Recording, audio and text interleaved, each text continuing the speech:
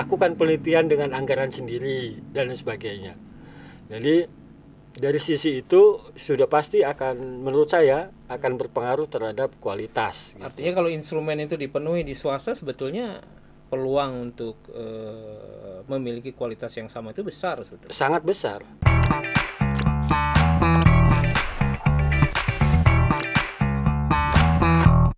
Assalamualaikum warahmatullahi wabarakatuh. Sahabat Banter Podcast, kita ketemu lagi. Kali ini kita akan bincang santai tapi serius tentang kampus swasta bersama Bapak Ahmad Rozi Elroy, Ketua Ikatan Dosen Republik Indonesia Provinsi Banten. Betul. Betul Kang, apa kabar Kang? Alhamdulillah kabar baik. Udah lama nih kita nggak jumpa nih Kang. Ya, ada 3 bulanan lebih lah kayaknya. Terakhir kita ketemu di IKAPI kan? IKAPI. Iya. Acara apa waktu itu Kang ya? Ini ya, apa namanya? Ya, pameran ya? Pameran ya, Pameran. Hardiknas. Nah, Kang Rozi ini selain sebagai ketua IDRI juga aktif di kepengurusan IKAPI. Betul. Kemudian beliau juga dosen. Betul. Di salah satu kampus di Kota Serang. Betul. Oke. Dan kita akan bahas tentang kampus swasta. Betul. Sebelum kita bahas, yuk kita lihat data tentang kampus swasta. Mohon dibantu. Nah, ini saya tertarik dengan data ini nih. Jadi kalau kita baca nih Kak, Iya. ya, di Indonesia ini kampus swasta itu jumlahnya sekitar 3.000. Iya. Sementara kampus negeri itu sekitar 122 kampus. Betul. Artinya mahasiswa di Indonesia itu lebih banyak berkuliah di kampus swasta. Swasta, betul. Jumlahnya sekitar 68%. Betul. Atau 4,7 juta. Sementara mahasiswa yang menuntut ilmu di kampus negeri hanya 32% atau 2,2 juta. Betul. Nah ini kan jumlah yang signifikan nih Kang. Artinya mahasiswa di Indonesia seluruhnya adalah bukan seluruhnya, sebagian besar kuliah di swasta. Betul. Tapi kalau saya dengar dari Kang Rozi, kampus swasta kayak dianaktirikan. Gimana ceritanya Kang?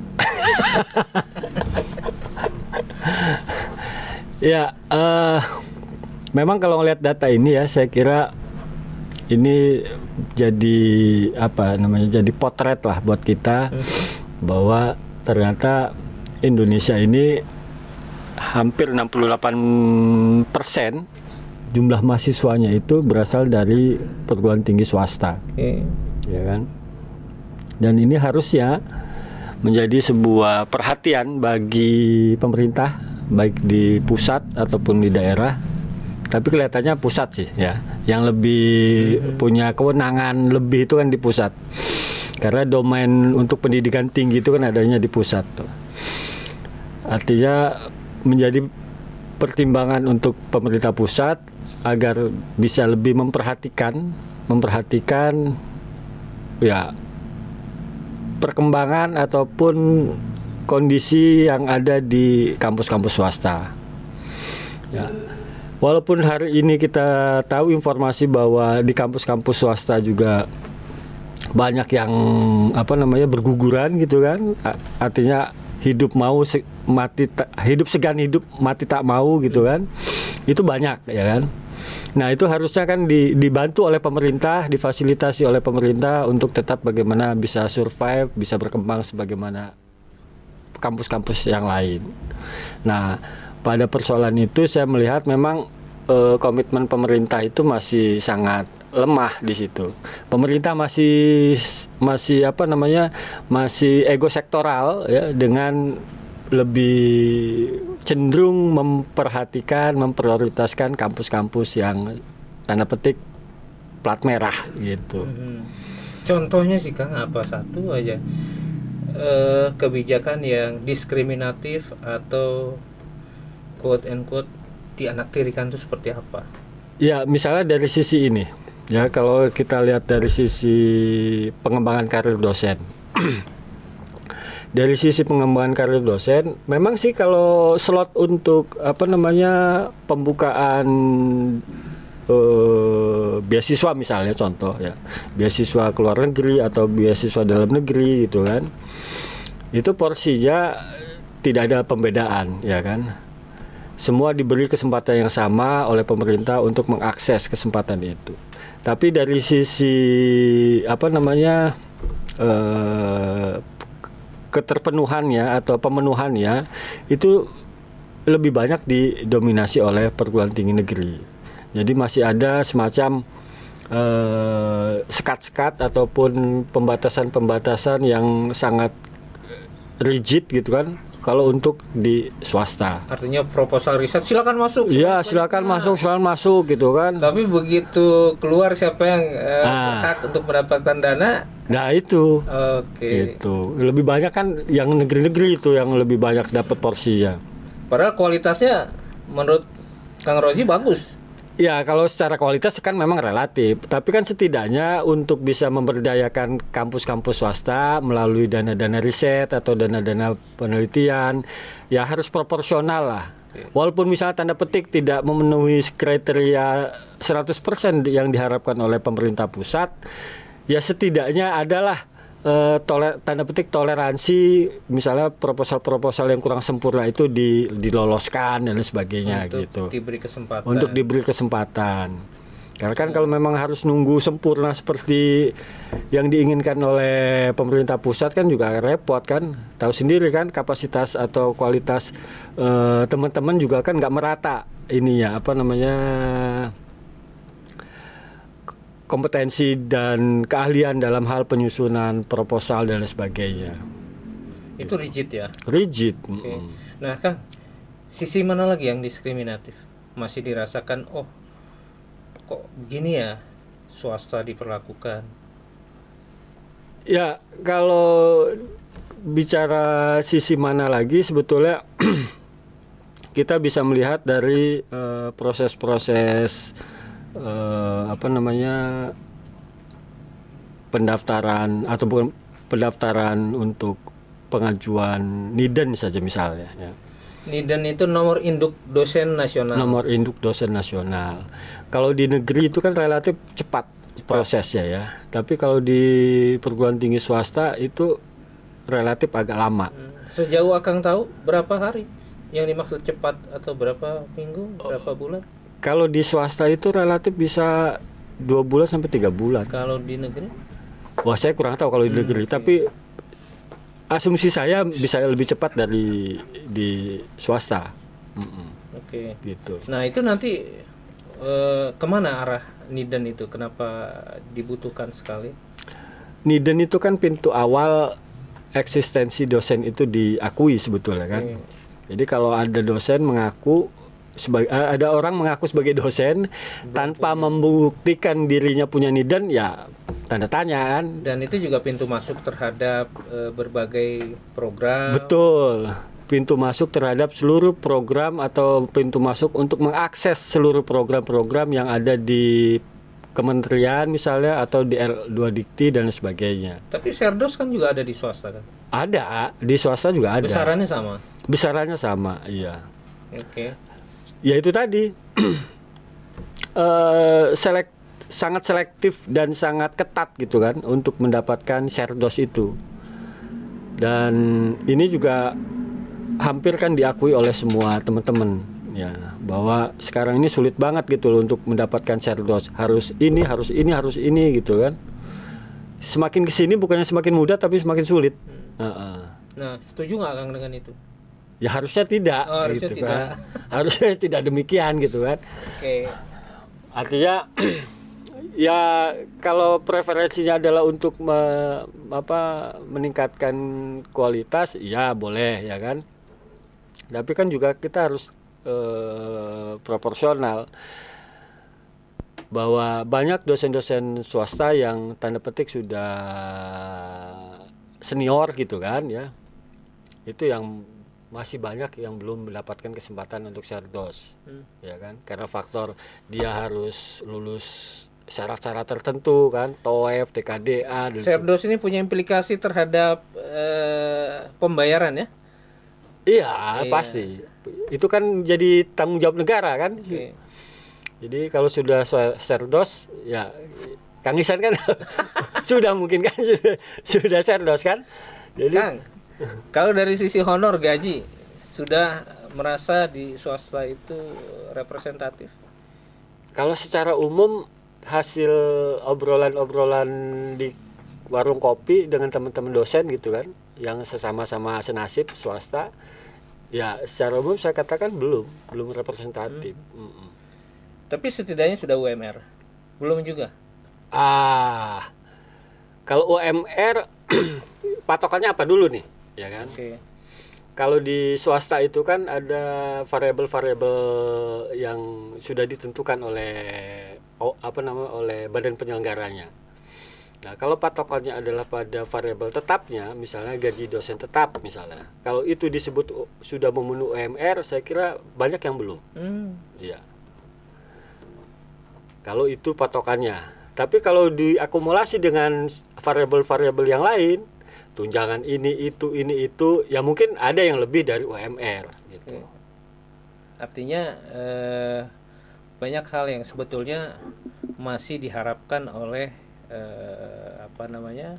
dosen swasta untuk bisa lebih meningkatkan kualitasnya, termasuk pada sisi persoalan-persoalan yang Akang singgung tadi. Betul, iya. Nah, Kang, kalau dari sisi kualitas, Akang melihat ada perbedaan nggak antara swasta dengan negeri? Dari sisi apa? Dosen? Kualitas. Ya, oke. Dari sisi kualitas dosen. Ya, saya kira memang kalau dari sisi ini kita harus kalau konteks Banten ya kita harus objektif bahwa pada posisi ini ya dosen-dosen negeri memang lebih lebih unggul gitu kan. Kenapa? Karena dia lengkap dari sisi semua instrumen atau fasilitas yang disiapkan oleh kampusnya. Berbeda dengan kampus-kampus atau dosen-dosen yang ada di kampus swasta. Fasilitas yang diberikan oleh pihak kampusnya terbatas, ya kan? Untuk penelitian dan lain sebagainya, ada beberapa kampus yang tidak menyediakan anggaran untuk penelitian. Jadi dosen harus melakukan penelitian dengan anggaran sendiri dan lain sebagainya. Jadi dari sisi itu sudah pasti menurut saya akan berpengaruh terhadap kualitas. Gitu. Artinya kalau instrumen itu dipenuhi di swasta, sebetulnya peluang untuk memiliki kualitas yang sama itu besar sebetulnya. Sangat besar. Artinya Akang melihat itu juga satu hal yang diskriminatif mungkin. Ya sebetulnya bisa iya bisa tidak. Karena begini. Pemerintah pusat itu kan juga kan memberi kesempatan kepada kampus-kampus swasta itu untuk mengakses berbagai bentuk hibah atau bantuan-bantuan, peningkatan sarana prasarana, peningkatan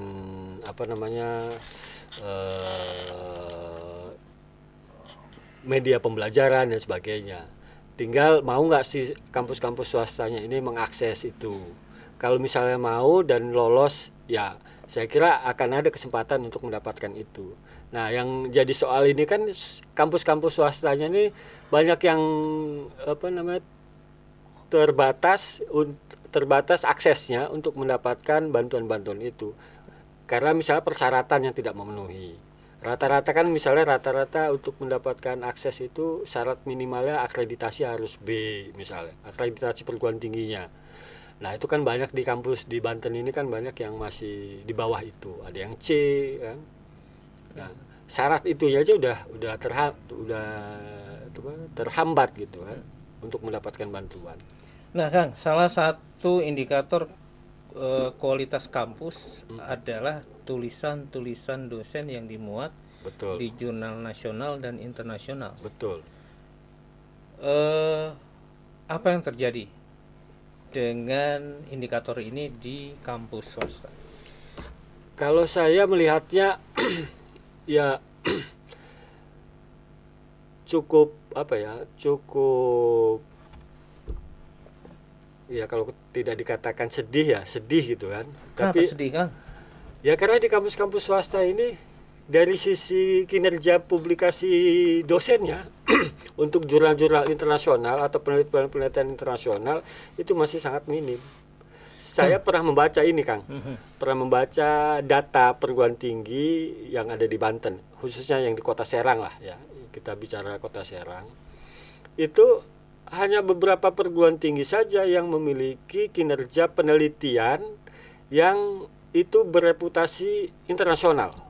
Hanya beberapa perguruan tinggi saja. Kalau boleh saya sebut, bisa saya sebut ya kan. Oh, nggak apa-apa.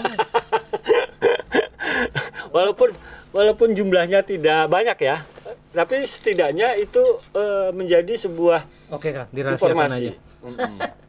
Tapi Kang, yang ingin saya tanyakan gini. Ini kalau Akang tadi mengatakan sedih karena kinerja untuk publikasi tulisan ilmiah yang masih rendah untuk jurnal nasional dan internasional. Betul. Itu disebabkan karena memang di sisi lain di bawah permukaan jadi bisnis tersendiri sehingga harus bayar atau Iya. Ya, satu sisi itu ya. Iya. Ya kan tidak bisa ditutup-tutupi ya. saya dengar sepintar apapun kalau nggak bayar puluhan juta untuk jurnal internasional nggak akan dimuat. Betul. Itu sisi gelapnya kan. Saya bilang sisi gelapnya lah. Tapi jadi sisi terang. Iya, akhirnya kan jadi sisi terang benderang untuk semua orang. Tapi benar itu, Kak. Benar. Artinya itu juga menjadi satu titik lemah. Gimana mau nulis kok? Iya. Udah nulis harus bayar. Iya. Publikasinya jadi milik orang lain, benar nggak? Betul. Oke. Jadi begini Kang, menurut saya bukan hanya di tingkat jurnal internasional ya yang harus bayar ya. Saya mendapati beberapa jurnal lokal ya yang belum terindeks sama sekali, misalnya terindeks jurnal nasional itu juga ada yang bayar. Kang, biaya untuk pembayaran itu apa sih, Kang? Ya itu tergantung kebijakan dari pengelola jurnal masing-masing Yang Akang tahu sebetulnya. umumnya itu biaya itu Yang diserap untuk apa sih? yang saya dapat informasinya sih bisa jadi itu untuk honorarium tim reviewer. Karena kan kita harus juga memberi apresiasi kepada tim reviewer yang telah atau tim editor yang telah memeriksa jurnal-jurnal yang dimasukkan oleh para dosen itu ke jurnal tertentu. Dan gitu. itu nggak ditanggung kampus, Kang ya? Enggak. Artinya kalau dosen-dosen miskin seperti saya ini kan susah juga untuk mengcover. Ya termasuk saya lah kan. Iya, sayangnya itu tidak semua kampus bisa mengcover itu. Ataupun kalau ada yang mengcover, mengapresiasi itu, biasanya itu di akhir. Jadi setelah jurnal itu terbit, baru ada reward gitu kan, ada apresiasi dari pihak kampus. Oh, itu juga ada. Ada. Artinya sebetulnya seimbang. Seimbang, iya. Walaupun ya nilainya variatif lah kan. Artinya penghargaan terhadap tulisan juga ada. Ada. Gitu. Jadi nggak terlalu jomplang banget. Iya, betul. Nah, Kang, kemampuan kampus swasta menyerap mahasiswa saat ini bagaimana? Saya kira tergantung sumber daya yang ada di kampus itu sendiri. Artinya kalau kampus itu memiliki sumber daya yang lengkap, Kan kemarin sempat ribut tuh gara-gara harga ada satu kampus oh yang iya. Iya, artinya kalau misalnya kampus itu memiliki sumber daya yang lengkap, kemudian kapital yang kuat gitu kan, saya kira tidak soal ya untuk merekrut mahasiswa sebanyak-banyaknya atau melakukan promosi seluas-luasnya. Tidak perlu takut dengan ancaman-ancaman adanya kampus yang lebih murah dan sebagainya. karena itu nggak terlalu jadi persoalan. Tidak jadi persoalan. Itu kan faktor strategi promosi aja sebetulnya, ya kan. Nah, yang khawatir itu kan, yang dikhawatirkan oleh teman-teman pengelola kampus itu adalah menganggap ini akan mematikan kampus-kampus yang ada di Serang, gitu kan. Ya padahal kan secara umum atau secara luas ini akan memberi kesempatan lebih luas kepada masyarakat Serang khususnya atau Banten pada umumnya untuk mengakses pendidikan tinggi yang ada di yang ditawarkan gitu kan. Nah, Kang, tips memilih Iya. kampus yang bagus, berkualitas, swasta seperti apa? Ya. Saya harus harus objektif ya. Oke. Walaupun saya dari berlatar belakang dari kampus swasta juga, tapi saya tetap harus objektif. Bahwa menilai kampus yang baik, menilai kampus yang berkualitas itu saya kira lihat dulu dari sisi kinerja dosen-dosennya. Oke. Gimana dilihat di permukaan kinerja dosen dari sisi apa? Kan gampang sekarang kan mengecek atau menginvestigasi kinerja dosen. Oke. Ya, kita lihat aja di Google Scholarnya kan. Kita lihat aja di akun Sintanya kan dan sebagainya. Di situ akan kelihatan semua. Jadi ya saya begini, saya pernah menemukan jabatan akademiknya udah lektor kepala gitu kan, nyaris profesor kan kalau itu. Tapi ternyata Google Scholar-nya sangat sedikit ya. Kemudian Sintanya juga nggak banyak gitu kan. Kinerja di akun Sintanya. Jadi itu bisa kelihatan dari situ.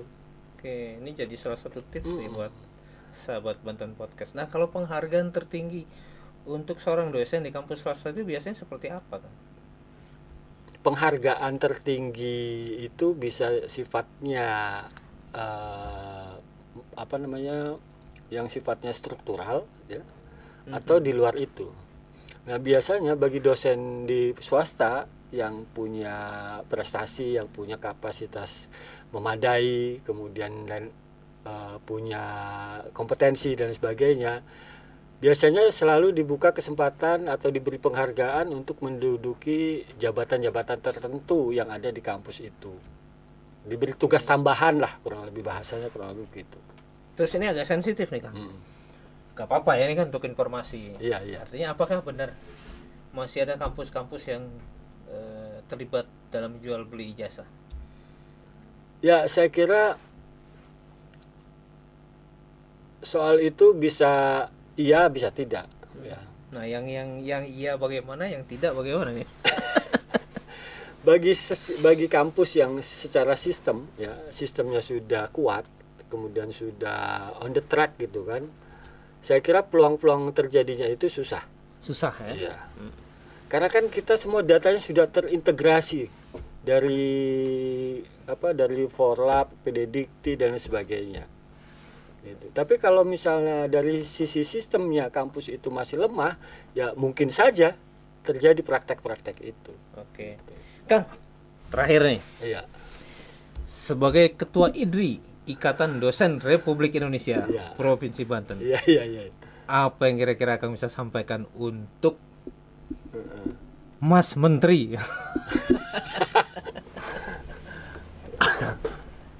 Ya, saya kira kalau untuk Mas Menteri yang perlu saya sampaikan itu adalah beliau harus lebih banyak turun ke bawah.